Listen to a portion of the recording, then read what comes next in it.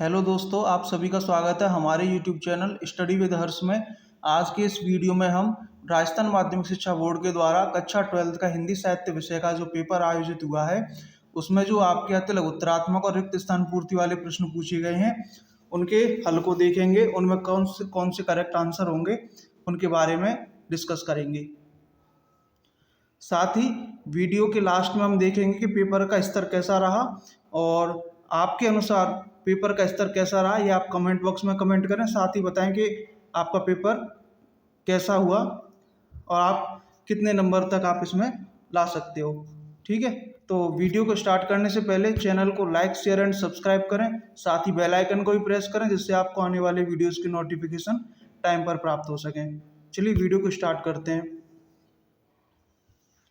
पहला क्वेश्चन है, सूर्य पुलिस में न जाएगा, रो धोकर चुप हो जाएगा, सूरदास की झोपड़ी पाठ में यह कथन किसने कहा है? तो इसका करेक्ट आंसर होगा ऑप्शन ए, भैरव। हम इसमें फटाफट इनके आंसर्स देख लेते हैं, फिर जब अपन आगे क्लासेस लेंगे उनमें इनके बारे में डिस्कस कर लेंगे और लास्ट में हम डिस्कस करेंगे कि कहाँ से थोड़े क्वेश्चंस ये पूछे गए हैं और कितना एग्जामिनर जो है, पेपर सेटर है, वो कितना पार्ट के अंदर जा कर के क्वेश्चन पुटअप कर रहा है और आगे किस तरीके की क्वेश्चन बन सकते हैं, उसको लेकर के अपन आगे की वीडियोस में तैयारी करेंगे। दूसरा क्वेश्चन है, सूरदास राख में क्या खोज रहा था? तो इसका करेक्ट आंसर होगा ऑप्शन सी, पोटली। नेक्स्ट क्वेश्चन देखते हैं, क्वेश्चन नंबर 3, बिस्कोर में किस पेड़ के फूल को सूंघने पर बर ततैया का डंक जड़ जाता है? तो इसका करेक्ट आंसर होगा ऑप्शन बी, बेर का फूल। क्वेश्चन नंबर 4, मालवा में औसत बारिश मानी जाती है? तो इसका करेक्ट आंसर होगा option A, 35 inch. Next question number 5 है, समाचार पत्र जनसत्ता का संपादन बहुत से सामाजिक सरोकार से जोड़ने वाले हैं? तो इसका करेक्ट आंसर होगा option D, Prabhas Joshi. Question number 6, रीतिकाल के रीतिमुक्त या स्वच्छंद काव्य धारा के प्रतिनिधि कवि हैं? तो इसका करेक्ट आंसर होगा option B, Ghananand. Next question देखते हैं, क्वेश्चन नंबर 7, कीर्तिलता और कीर्ति पताका के रचनाकार हैं? तो इसका करेक्ट आंसर होगा option D, Vidyapati. Next question है क्वेश्चन नंबर 8, भाग्य रेखा और भटकती रेखा के रचनाकार हैं? और इसका करेक्ट आंसर होगा ऑप्शन सी, भीष्म साहनी। एक बात और मैं आपको बता देता हूं कि इस पेपर में सामान्य भी में जो पहले पेपर हुए हैं उनमें वस्तुनिष्ठ प्रश्न थे और जो सिलेबस में बताए गए थे उसके अनुसार 12 क्वेश्चन पूछने थे, लेकिन इसमें 15 क्वेश्चन पूछे गए हैं।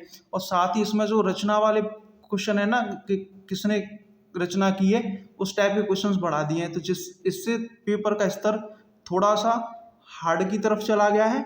और जिन बच्चों ने अच्छी तैयारी की थी उनके लिए थोड़ा सा ये, क्योंकि स्टार्टिंग में जो क्वेश्चन टफ हो जाते हैं तो थोड़ा पेपर पर इफेक्ट पड़ जाता है, लेकिन बच्चों को इन पैनिक नहीं होना था।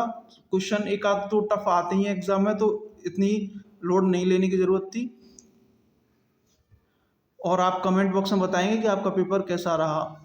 ठीक है, नेक्स्ट क्वेश्चन देखते हैं, क्वेश्चन नंबर 9, कल मैंने जाना कि बसंत आया और यह कैलेंडर से मालूम था, पंक्ति में भाव प्रकट हुए हैं?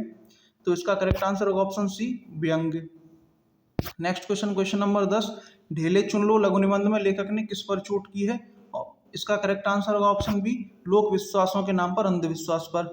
तो ये क्वेश्चन एक ऐसा रहा है कि जो फेमस क्वेश्चन रहे हैं उसके अनुसार पूछा गया। बाद बाकी क्वेश्चन जो हैं वो बहुत ही डीप जा करके एग्जामिनर ने सेलेक्ट किए हैं, तो ज़्यादा स्ट्रेस लेने की जैसी ज़रूरत नहीं है, क्योंकि ठीक कुछ क्वेश्चंस तो आपके ये थे कि भले ही टफ थे, लेकिन आप थोड़ा सा ये है कि पढ़ के और समझ के क्वेश्चन का आंसर करते तो आप आंसर तक पहुंच जाते, है ना।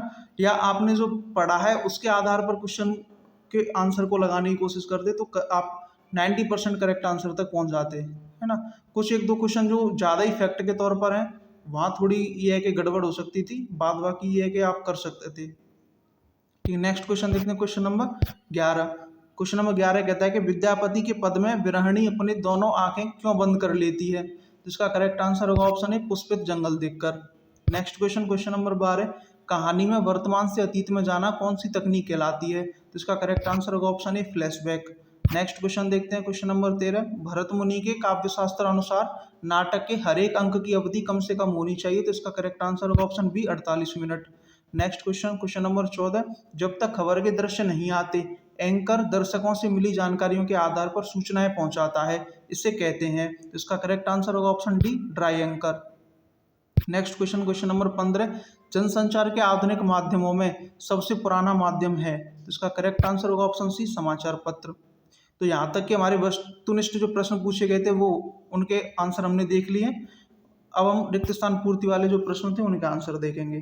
तो पहला क्वेश्चन है रिक्त स्थान पूर्ति का, जो हमारे क्वेश्चन सीक्वेंस के अनुसार 16वां नंबर है।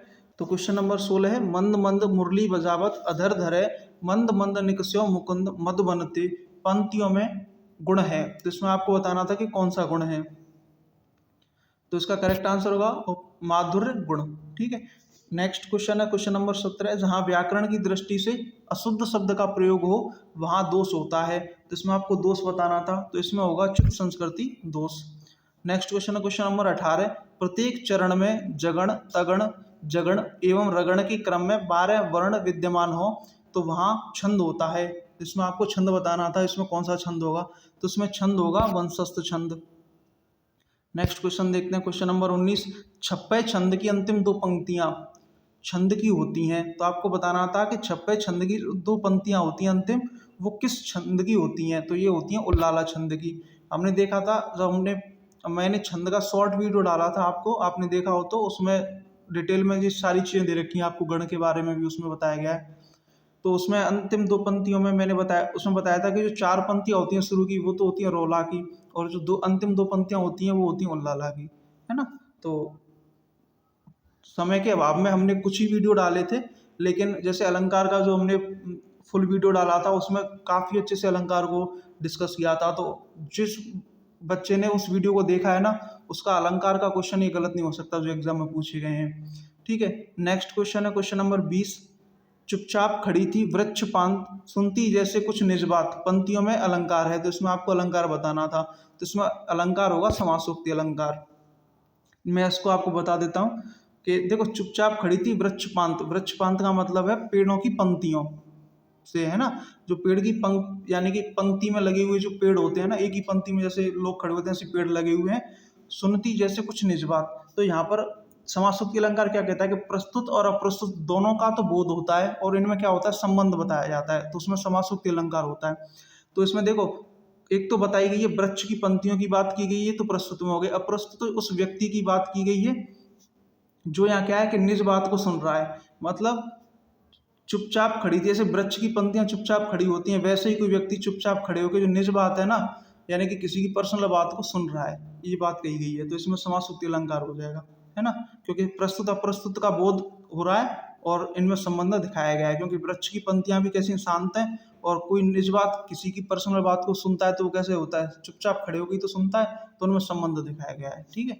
नेक्स्ट क्वेश्चन, क्वेश्चन नंबर 21, कारण के उपस्थित होने पर भी जब कार्य का न होना वर्णित किया जाए तब अलंकार होता है। तो इसमें अलंकार होता है कौन सा, आपको बताया था मैंने कि विभावना का अपोजिट अलंकार कौन सा होता है, विशेषोक्ति अलंकार। तो इसका करेक्ट आंसर होगा विशेषोक्ति अलंकार। अब तक कुछ एग्जाम में जो पूछा गया क्वेश्चन था वो था विभावना अलंकार का, इस बार एग्जामिनर ने उल्टा क्वेश्चन पूछ लिया है ना।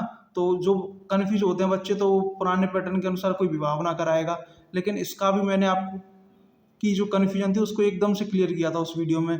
तो आगे आने वाले जो स्टूडेंट्स हैं जो अब इस साल 12th क्लास में आएंगे वो उस वीडियो को अच्छे से देख लें, उनके अलंकार की सारी समस्याएं दूर हो जाएंगी।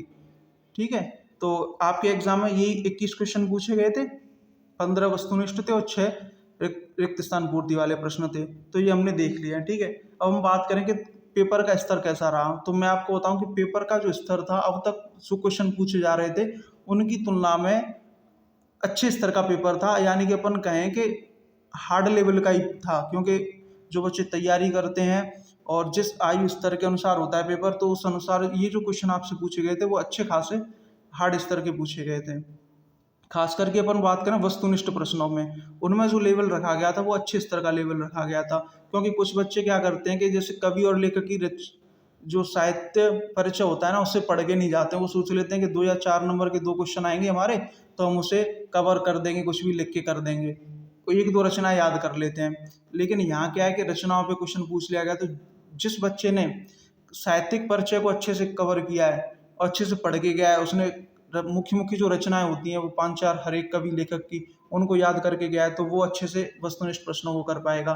और जिसने पाठ को गहराई से पढ़ा है, पाठ के हर एक लाइन को समझा है, हर एक अर्थ को समझा है, तो उस बच्चे के लिए तो कहीं भी कोई दिक्कत नहीं है। लेकिन अपन औसत बच्चे की अगर बात करें तो पेपर का स्तर अच्छा था। अगर आप इसमें से 21 में से खैर करने को तो होशियार बच्चे होते हैं तो वो 100% भी करके आते हैं, लेकिन फिर भी अगर आप 16-17 तक या 15+ पहुंच रहे हो तो आपकी अच्छी तैयारी थी पेपर के अनुसार। तो आप हताश ना हो और आगे के अपने फ्यूचर के बारे में सोचें और आगे के आपके भविष्य के लिए शुभकामनाएं बहुत सारी। आप सफल हों। और इसके साथ ही मैं आप मुझे वीडियो के कमेंट बॉक्स में आप बता देना कि आपका पेपर कैसा हुआ और आपके अनुसार पेपर का स्तर कैसा था।